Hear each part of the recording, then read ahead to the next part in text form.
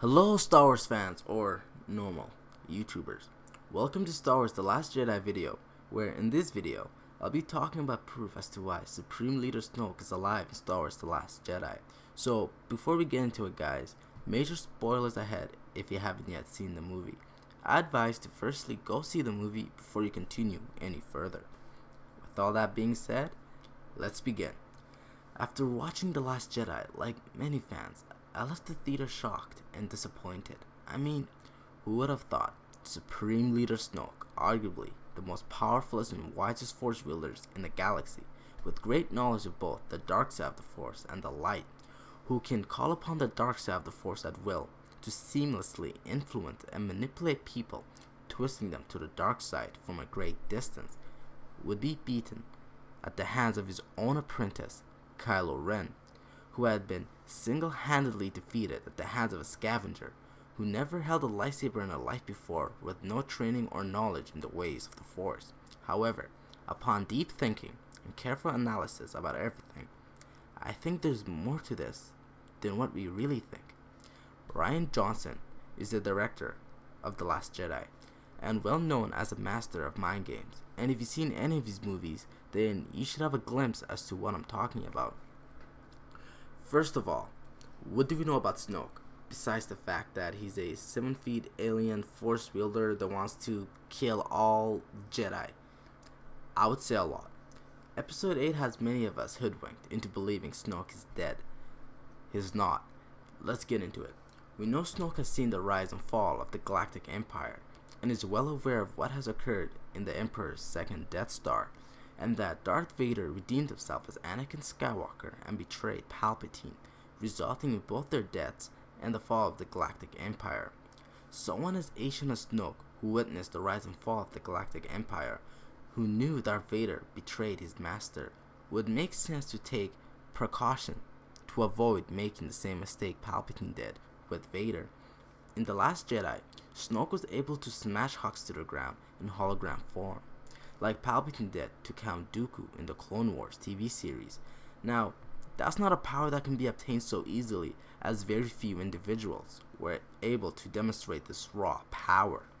The Last Jedi showed us just how powerful the Force can be, and that there's more to it than simply moving objects, becoming Force ghosts, or Force choking people. The Force can bridge the minds of two people, connecting them, as seen in The Empire Strikes Back, as seen by Luke and Leia.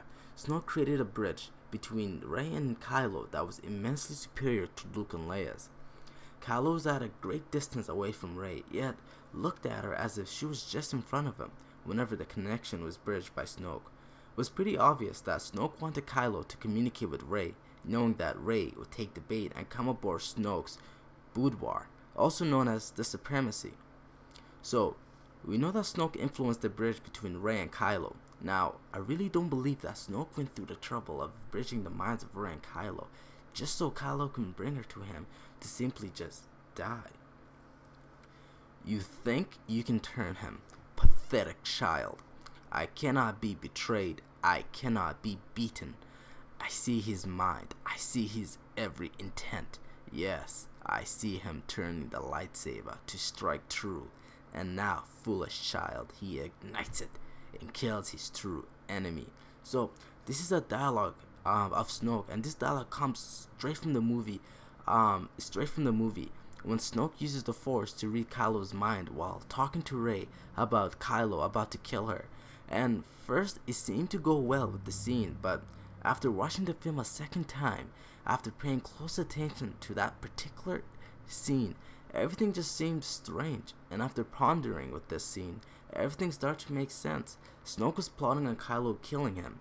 His true enemy is not Rey, just as how Darth Vader betrayed and killed his true enemy Palpatine in Return of the Jedi, which is why I believe Snoke left the lightsaber next to him, and felt Kylo manipulating the Force, but allowed it to happen as part of his plan, just as how Palpatine allowed the rebels to learn the location of the second Death Star.